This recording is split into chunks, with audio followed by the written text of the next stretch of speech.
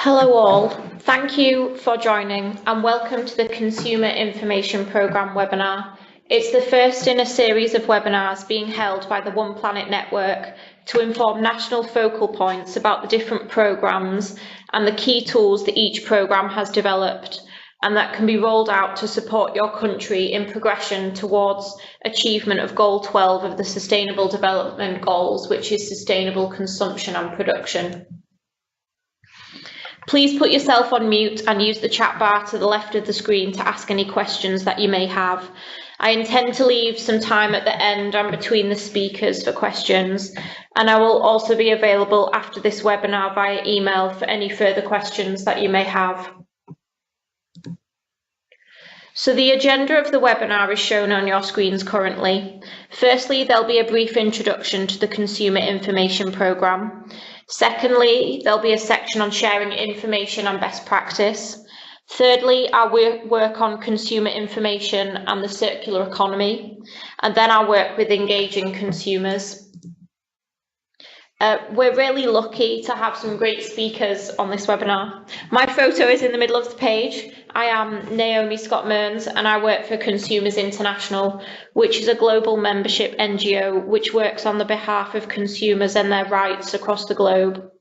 Consumers International are one of the co-leads of the Consumer Information Programme, and I work full-time for the programme implementing its strategy. Towards the end of today's webinar, there will be two interventions from your fellow national focal points.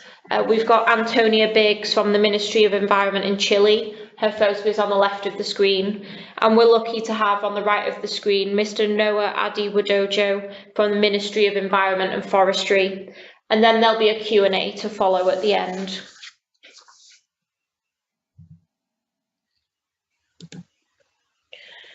So for a couple of minutes, I wanted to briefly introduce the Consumer Information Programme and the perspective that I'm speaking from.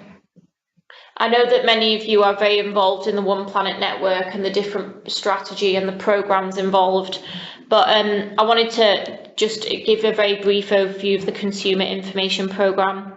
So the programme is currently co-led by three organisations: the German Federal Ministry for the Environment, Nature Conservation and Nuclear Safety, the Indonesian Ministry of Environment and Forestry, and the NGO Consumers International.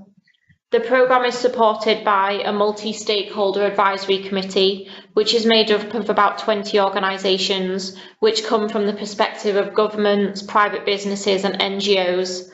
And we also have the support of more than 80 partner organisations. And just at the moment, just a little plug, we actually have a call open for new organisations to join our advisory committee. Details are available on the One Planet Network website, or just email me after this call for more information. So what is the objective of the Consumer Information Programme? Our main objective is to support the provision of quality information on goods and services and effective strategies to engage consumers in sustainable consumption. We want to inspire behaviour change amongst governments, businesses and consumers towards sustainability by providing accessible, credible communication. But how do we do this? So how do we try and achieve our objectives? We implement and support projects, we identify and encourage policies, we undertake research, and we're always on the lookout for new areas of collaboration. We want to work globally to improve consumer information worldwide and progress towards more sustainable patterns of consumption and production. So the key programme achievements to date over the past 4.5 years are our flagship resource, the Guidelines for Providing Product Sustainability Information. It was launched in 2017 at the World Resources Forum, and it was also regionally launched in India and Brazil. It was cited at the third session of UNEA, the United Nations Environment Assembly, and the Resolution on Environment and Health. The resource has been downloaded more than 1,700 times from the One Planet Network website. The resource was made available to you in the pre-meeting documents that you should have received, but please let me know if you would like a copy of the guidelines. 11 workshops on the guidelines have also been held in 11 different countries. In 2018, we undertook a road testing exercise of the guidelines for providing product sustainability information, which involved 28 organisations from across the globe, including private businesses, SMEs and standard setters, who all self-assessed their claim around sustainability, self-assessed one of their actual sustainability claims, and have formed best practice case studies from that. Organisations who completed this project have included Mondelez International, Cruelty Free International and Adita Berla Fashion Arm. One of the proudest achievements is the Mi Código Verde platform in Chile, implemented by Fundación Chile. This has appeared on CNN and has been visited more than 51,000 times. There's more on this platform later in the webinar. The Consumer Information Programme has more than 80 engaged partners from across the globe, including 6 continents, and we've been present and had speaking events, roles at really high-profile events, including the World Resources Forum, the India and Sustainability Standards Conference, and the High-Level Political Forum. So now on to the meat of the webinar. I'm going to give an overview of the tools, resources, methodologies and expertise that the Consumer Information Programme and its network of valuable partners have developed over the past 4.5 years of the programme to share with you information and best practice. Firstly, as our guidelines.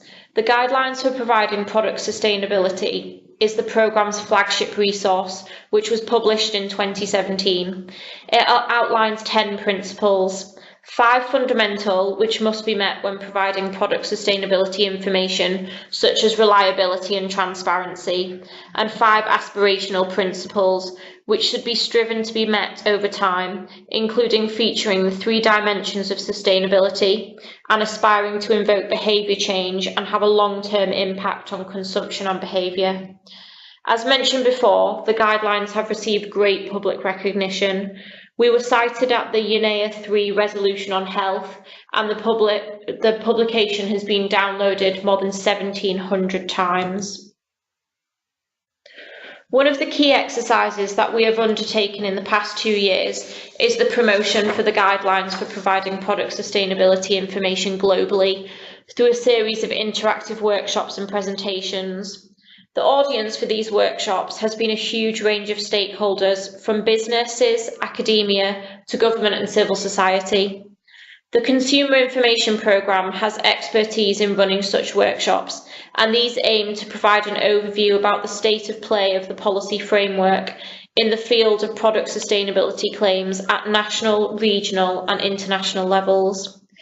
They also provide support to improve the way that attendees communicate and encourages attendees to collaboratively carry on with their journey towards sustainability leadership. Attendees can also learn about the UN-backed initiative of the Consumer Information Programme, which aims to drive consumer information worldwide.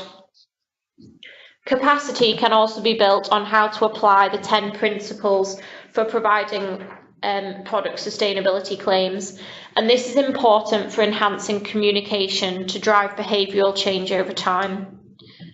The workshops also have the benefit of providing a space and opportunity to network with peers and exchange experiences. At these workshops, an interactive exercise is always undertaken, allowing attendees to engage with the principles of the guidelines more closely and to understand their application and the nuances involved. We have a bank of example product sustainability claims that we can use at workshops. 2 are displayed on the screen currently, one for chocolate and one for a t-shirt, and that was launched at the Hong Kong Sustainable Fashion Week earlier this year. We also have ones for water bottle and towels, but we're able to create case studies according to the nature of the workshop. We always use example cases during workshops to avoid a culture of blame and accusing certain companies of being bad communicators. These hypothetical cases work well to allow attendees to learn about the guidelines in a practical way and to leave the workshop able to apply them to their own sustainability claims. We also have a self-assessment tool available online. where any organisation can compare their sustainability claim alongside the 10 principles from the guidelines. This is a practical toolbox tool for your usage. The development of the practical tool came about following the road testing exercise of the guidelines, and that was following publication of the guidelines. We wanted to demonstrate the applicability and utility of the resource. So we engaged more than 28 organisations from across the globe and from more than 10 industry sectors, including garments and textile, manufacturing and retail, and they assessed one of their actual sustainability claims against the guidelines and the 10 principles. A series of case studies showcasing this road testing project are currently being published. The first 3 case studies are available now for download. That's Mondelez International and their Cocoa Life Standard, Adita Burla Fashion and their Earth Chinos, Cruelty Free International and their Leaping Bunny certification. Companies and standard setting bodies from your country can use our online tool to self-assess their claims against the guidelines 10 principles. We can support them through webinars, help them to become a national partner through our national help desk, and provide training on the 10 principles, and we can develop case studies with them for others to learn about the application of the guidelines. Here are some testimonies on the screen of those involved in the road testing exercise. We have received some great feedback about how organisations found the road testing exercise and how the guidelines have provided a framework that they can work against in the future for all of their sustainability marketing claims. Our second area of expertise is around eco-labelling. We can offer in-country training on eco-labelling, what it is and how to do it, including how it links to sustainable public procurement. I know that sustainable public procurement is a great issue for many of you joining the call today, and it's really important that eco-labelling perhaps features as part of sustainable public procurement over time. The Consumer Information Programme has a working group on eco-labelling, and it's funded and led by the Global Eco-Labelling Network. The working group aims to provide information about eco-labels, to aid their implementation globally, and educate about being a member of the Global Eco-Labelling Network. There are 3 upcoming introductory webinars about eco-labels in February. You can see the timing and the links on your screen currently.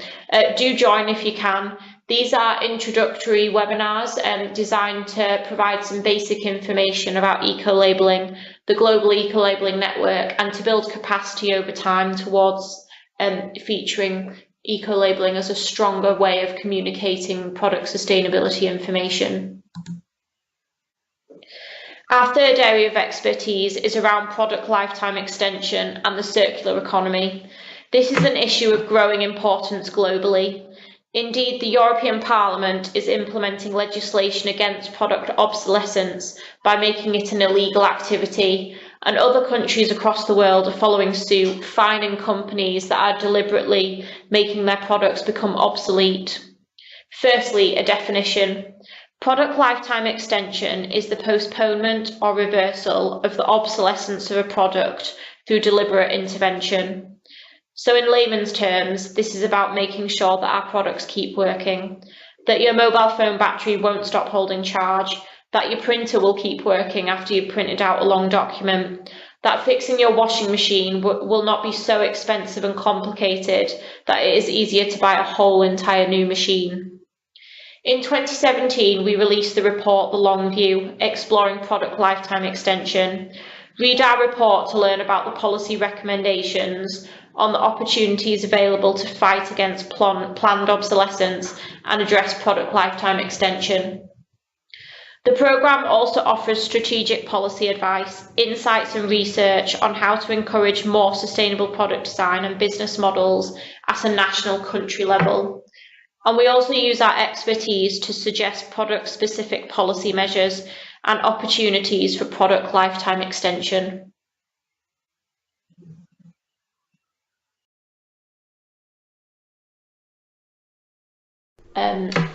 our work around product lifetime extension is to build a critical mass of engagement within and across different sectors, including private, public and civil society, to encourage a more sustainable product design and business models, especially models which take a more circular economy approach, including minimising waste, inspiring creativity and innovation to maximise resource utility. You can join our webinar on the 30th of January to learn more about the business models associated with product lifetime extension. Over time, the past year, we've been building a bank of case studies featuring different organisations from developing countries who are working on product lifetime extension. So we've got examples such as upcycling fashion and electronics recycling.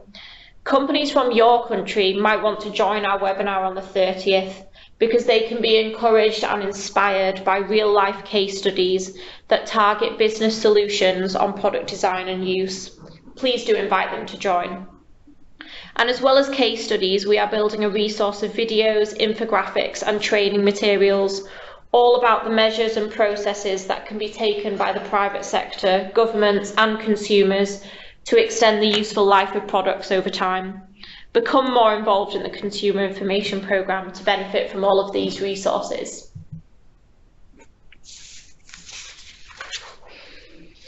So, engaging with consumers is a field of expertise that the Consumer Information Programme has built up over time, and we have worked with our invaluable partners to do this. It's been a collaborative process. It's been us learning from our partners, who are in turn learning from the consumers purchasing and interacting with their products and services. In order to progress towards sustainable consumption, it is vital for consumers to be engaged across all levels of society. So we've done much work on consumer surveys over the past 4.5 years, and the programme has a wealth of consumer surveys in our portfolio. As you can see on the screen, here are different surveys that we have engaged consumers in many countries across the globe around sustainable consumption and the choices that consumers want and are led to make.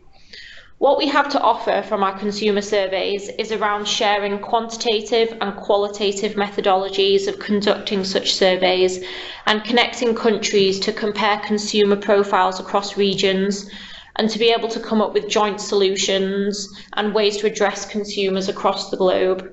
And this fits with Goal 17 of the Sustainable Development Goals about partnerships for the goals.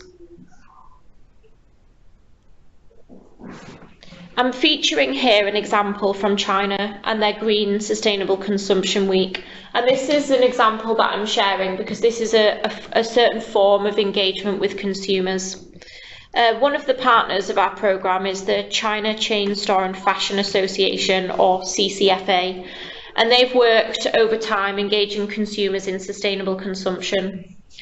A few years ago, the Chinese government have called for the promotion of green consumption, and so CCFA have worked with major retail business in China to promote sustainable consumption and green lifestyles in an annual coordinated activity. It's a campaign week that they call the Green Sustainable Consumption Week. In 2018, more than 1,800 stores across China participated in Sustainable Consumption Week, and that influenced more than 30 million consumers across that country. I share this example with you as the scope for engagement and impact amongst consumers is great, and this campaign is a really effective way to engage retailers. And retailers are the ones with direct access to consumers, and they can raise awareness in general of sustainable consumption. We share this methodology and the lessons learned from this example to implement in your own country, and we're available for questions about this as well, and so is the China Chain Store and Fashion Association. So you're probably tired of hearing my voice now, but before I pass on to yourselves for some questions and before the interventions from Chile and Indonesia, I finally wanted to outline another way of engaging with consumers. And this is something that the Consumer Information Programme is really proud of. It's the establishment and launch of the Mi Código Verde platform in Chile. So this platform shows the environmental and social attributes of fast-moving consumer goods. These are the goods like cleaning products and food and drink items that everyone has in their homes and that need to be replaced very often. The Mi Código Verde platform was launched as a solution to an identified problem as a result of a consumer survey. Here is where our expertise is, and this platform is a key toolbox tool that we want to share with you and we want to scale up and implement in other countries across the globe. A consumer survey conducted in Chile showed that consumers are gaining more interest in sustainability as a purchase criteria, but they lack information. For example, 37% of consumers said they lack information about sustainability. But 31% said that sustainability is still a really important purchase criteria for them after the price and quality of the good.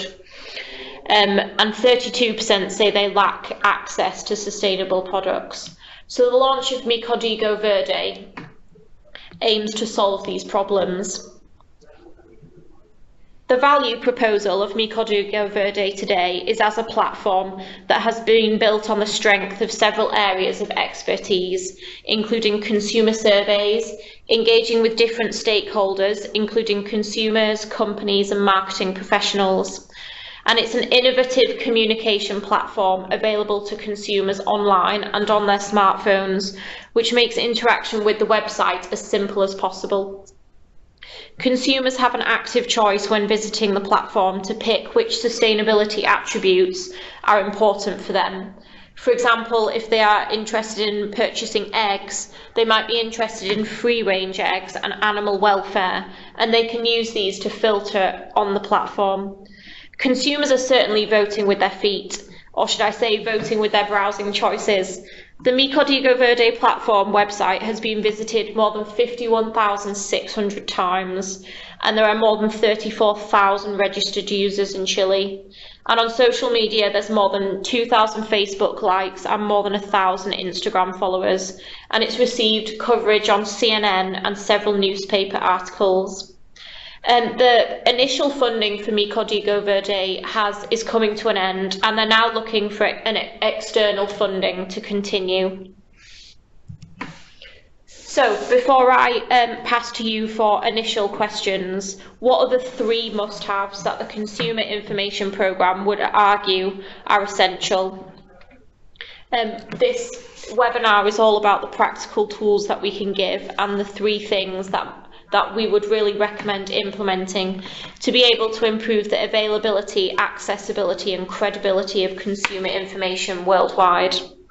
So we would recommend 3 things, and these are all around points of engagement. Firstly, we'd say engagement with businesses, and to do that we recommend using our guidelines for providing product sustainability information and following more circular economy business models and patterns for extending product lifetime. Secondly, engagement with standard setters, and we recommend this through establishing and implementing ecolabels in your countries. And thirdly, to truly inspire sustainable consumption, consumers must be engaged. And we recommend doing this through different consumer surveys and innovative user-based website platforms, for example, like Mi Código Verde. So I now open up the lines for an initial Q&A for about 5 minutes before I then pass on to Chile and Indonesia to speak for 10 minutes each on their approach to sustainable consumption and consumer information. And then I hope that there'll be another few minutes at the end to ask any questions. So please either unmute yourselves or use the chat box to write your question.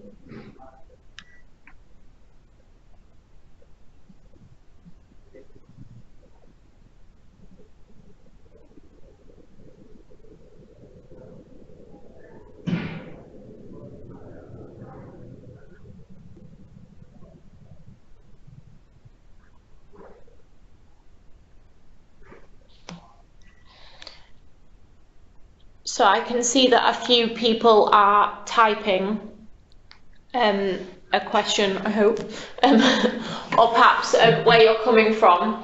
If nobody has an immediate question at the moment, I will pass on to Antonia Biggs from the Chilean Environment Ministry to join, and then I can go back to the questions that are appearing in the chat box. So, Antonia,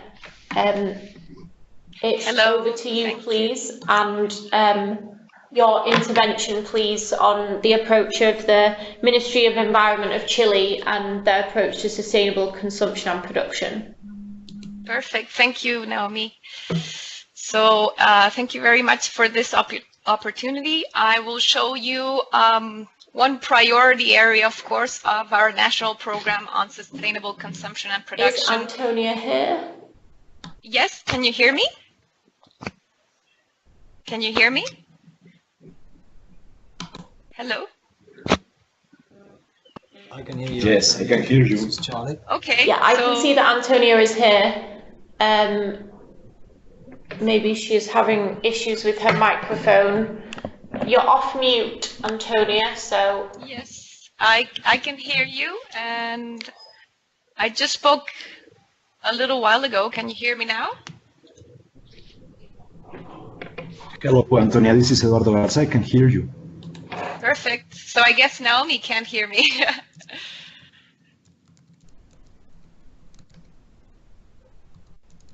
Okay, it looks like I cannot hear Antonia, so I apologise. Antonia, do you want to just go ahead, and I will make you the presenter so that you can Perfect. Yes, please. share your screen, or if somebody just tells me to press, I can advance the slides, and Antonia, you can speak if everybody else can hear you. I'm not quite sure why I cannot hear. I'm sorry about that. Perfect. So if we can go on to the next slide, that would be great. Oh, I can hear you now, Antonia. I'm sorry. Oh, great. I was so scared. Okay, perfect. Okay, please go ahead. Okay, so what you see on your screens now on the left side is our national program on sustainable consumption and production. This was a program that we worked with the public sector.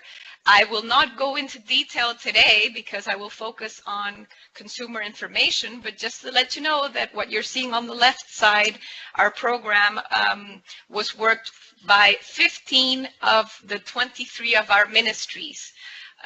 And on the right hand, you see our action plan, which integrated also NGOs, private sector, etc. So I just wanted to show you what we've been working on. They are absolutely linked. The program set objectives and goals, and then the action plan also analyzed what everybody else was doing. Next one, please. So these are, as you see on the right hand, it says priority areas. When we work together, the 15 ministries, we noticed that all of us, Ministry of Agriculture, for example, Ministry of the Environment, Ministry of Public Works, we were all working already in priority areas that could be organized in 12 actions or lines of actions. So we were, of course, inspired by the 10YFP, the One Planet Network, and we thought that 6 lines of action were necessary, and we added 6 more.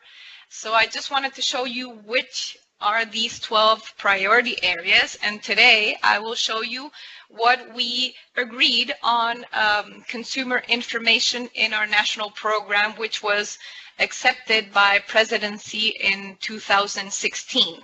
So next one, please, Naomi. So what Naomi sent me a really good question, which is on the top of your slide. It says, why is consumer information seen as important to the Chilean government in terms of sustainable consumption and production? And the first thing we can say is we need information in order to promote, of course, sustainable consumption and production patterns. So our general objective in this action, or in this line of action or priority area, is generate and improve the availability of reliable, comparable, and verifiable information on the sustainability of products and services. If we don't have that, it's difficult to move forward. So that's our general objective. And we have at least 7 specific objectives. I will not read all of them, but the first one, of course, is to also have indicators. We need to work on indicators. We need to work maybe on a national consumer information policy. Those are big words, of course. A policy would take a long time. We were very ambitious when we wrote this in 2015, and we set our goal for 2020. We are still very optimistic that we can move forward with this and move, of course, towards more sustainable consumption patterns. And we need to work on database. We need to promote international cooperation in some aspects of information and promote and encourage producers to adopt and comply with fair trade principles or other principles. So just to make sure everybody is on board, this is what we said our goal, our objectives from the public sector when we wrote this in 2015. And on the next slide, these were the goals that we set. We set 3 big goals, and one was to increase the availability of information on the sustainability of products in priority sectors. The second one was to increase the number of consumers using product sustainability information to make, of course, purchasing and use decisions. And the third one was to achieve that companies in priority sectors use a standardized environmental management tool with a life cycle approach.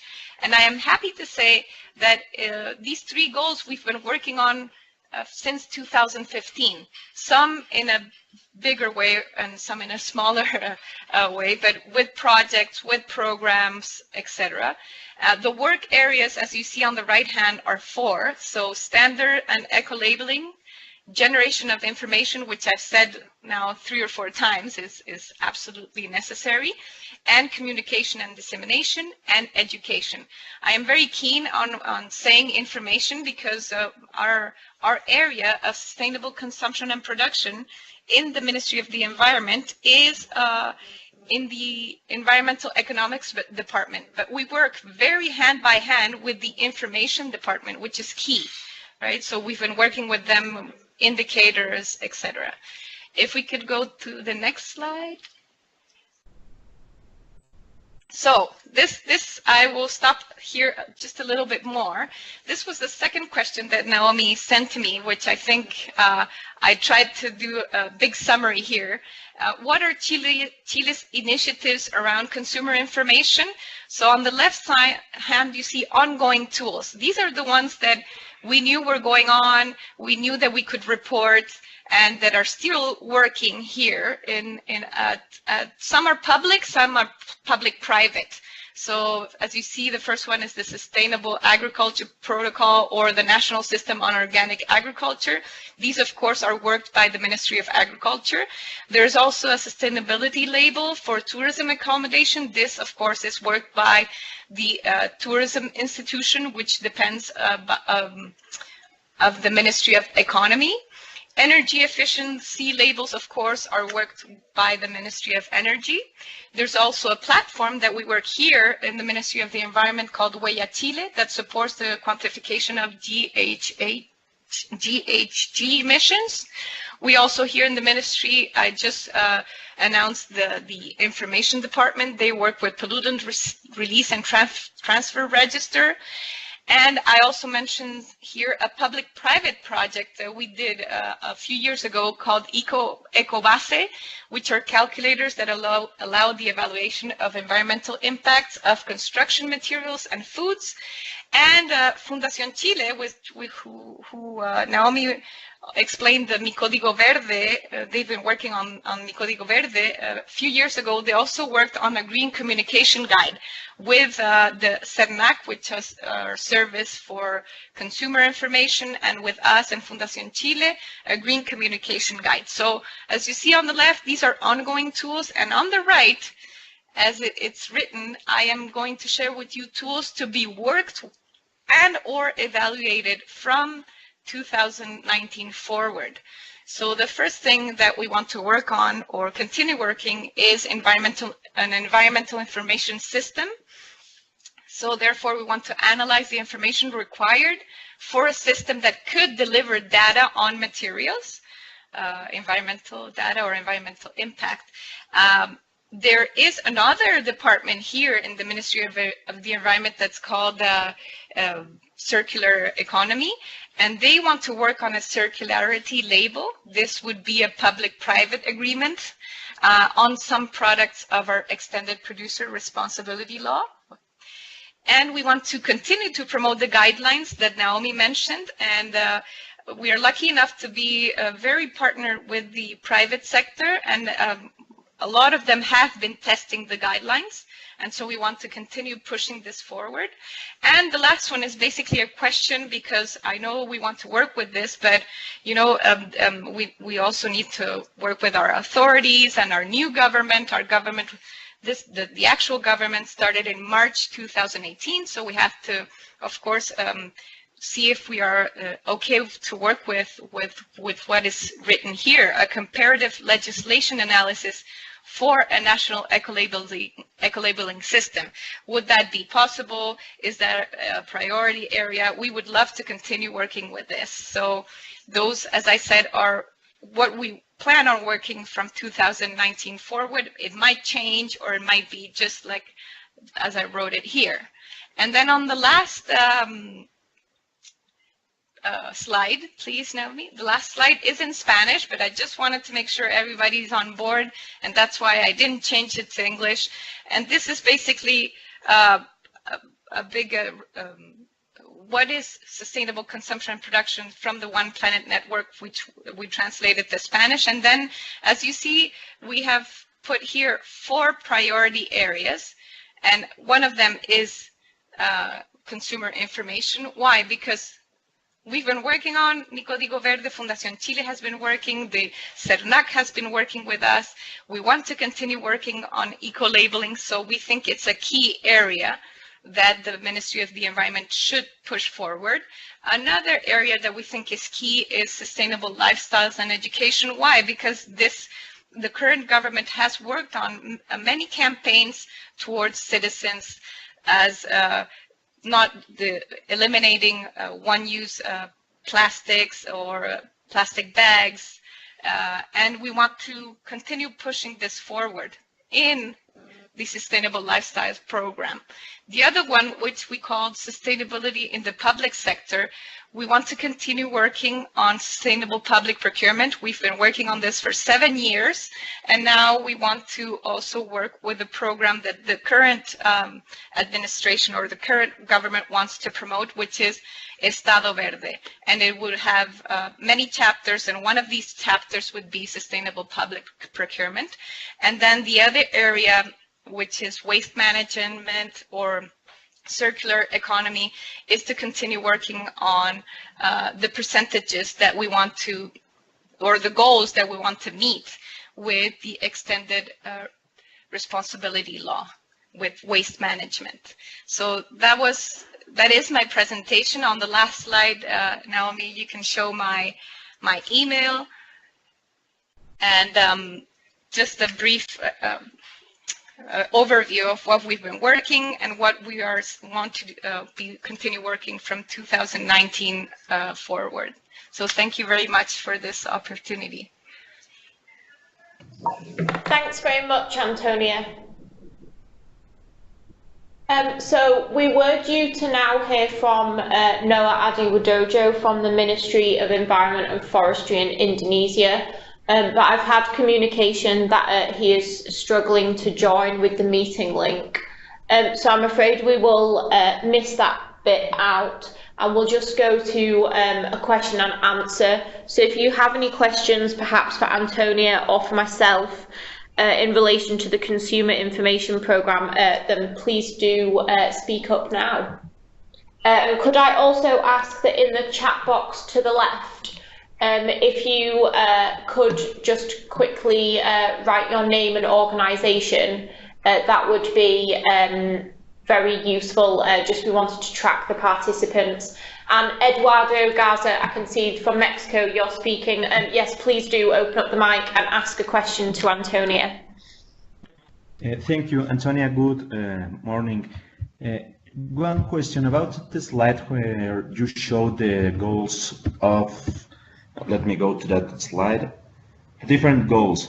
How are you measuring, for example, the increase of the number of consumers that are using product sustainability? Are you regularly using surveys, or how are you measuring these results of the consumer information action line?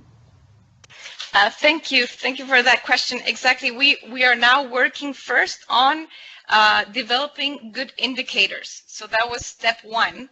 And for this particular, for consumer information, we are working with, as you said, encuestas, with encuestas surveys. And surveys, sorry, I forget my words, with surveys.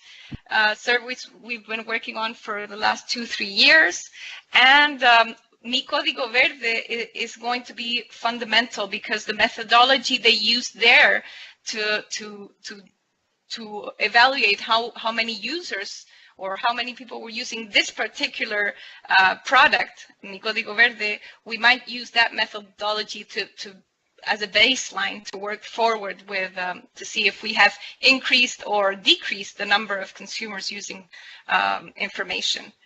So we are, I would say, the end of last year and probably the first semester of this year, we will be working on bettering the indicators to measure, because that had been something that we missed and we didn't have the time to work on in 2018, and we're working. And consumer information, we might be a little behind, and some of them we've been working forward. For example, with sustainable food systems, we've been working with a lot of detail what the indicators would be.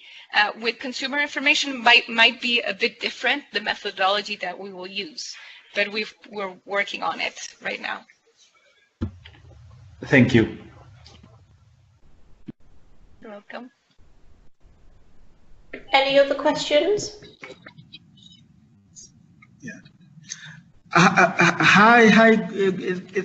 Thank you so much for an insightful presentation. Roland Baloy from South Africa.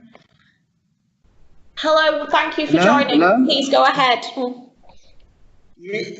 Okay, I'm sorry we missed some of your presentations because of internet connectivity issues. When you were presenting, we couldn't see the visuals from the screen, but we could only hear you. In the earlier presentation, you pointed out to the ecolabelling work around consumer information program. But I'm just curious, because you have different ecolabelling mechanisms worldwide. How can we end up coming up with a standardized labeling mechanism so that whenever you are trading your goods, products, and services, wherever in the world, you have a harmonized certification standard for this product? That is a great question, and that is something that is debated all the time. Whenever I go to anything associated with eco-labelling, the issue of standardised labelling across either a region or the entire world is always raised, and there's always a lot of arguments for it and against it. And to me, it always seems that there's never perhaps going to be one standardised eco-labelling method. There'll always be a wealth of different eco-labels. So under the Consumer Information Programme, we don't favour any particular eco-label, but we support the capacity building. So we support the eco-labels that already exist, so making sure that they're based on a really strong methodology and that they have lots of strong data beneath them and different methods to support them. And we also support the existence of the creation of new eco-labels going forward. And then we have been involved in some projects that are trying to get more coherent standardised eco-labels. So for example, we're just partnering with the UN Environment at the moment to try and set up a regional eco-label in Central America. And we've also been associated with the EU eco-label, which stretches across the EU. So our main work streams within the eco-labelling work stream that we have as part of the programme is mainly about just providing information about eco-labelling and supporting the implementation of new eco-labels and making them stronger. We don't really have plans for a standardised eco-label over time, but one of our programme partners is the Global Eco-Labelling Network, who are a membership organisation of all the eco-labels across the world, and they're constantly debating about standardised eco-labels, and I think it's a debate that they want to continue to have. So I'd recommend trying to get in touch with the Global Eco-Labelling Network to see what their plans are, because they're really supportive of eco-labels in a regional standardised context as well as individual ones being brought up. Thanks indeed. May I as well request that you kindly send us the presentation so that we could follow up on whatever we could have missed? Yes, of course I will. I will make the slides available afterwards. That's why I was just checking that all the participants have been able to write their names and organisations in the chat box, and then I will follow up with the slides and the recording of this webinar afterwards. Thanks indeed.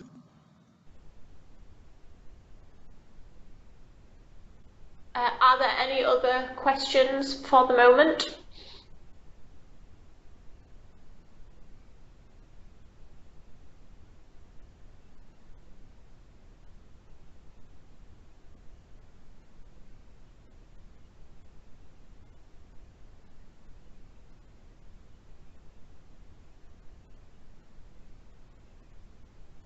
So it doesn't sound like there's any burning questions at the moment. I will keep the call open until past for anybody that does want to ask a question.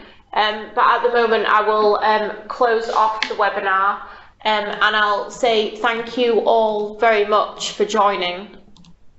If you do have any queries, you can email myself or my colleague Bettina. Bettina Heller also helps to manage the programme. Our email addresses are on the screen now, and the webinar is being recorded.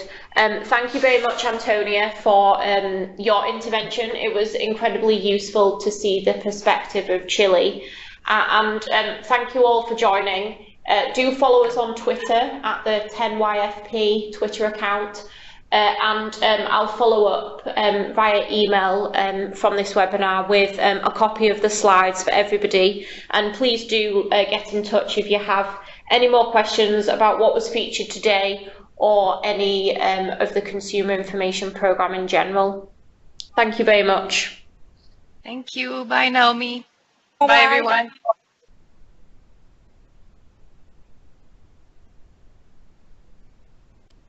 Thank you. Bye. Thank you. Thank you so much. Bye. Thank you. Bye. Thank you so much. I'm Hector from Paraguay. Ah, thank you, Hector. I'm glad you managed to join in the end. I will follow up with you with the slides. Yeah, thank you for joining. Okay. Thank you very much. I'm waiting your email. Thank you. Okay, great. Bye-bye.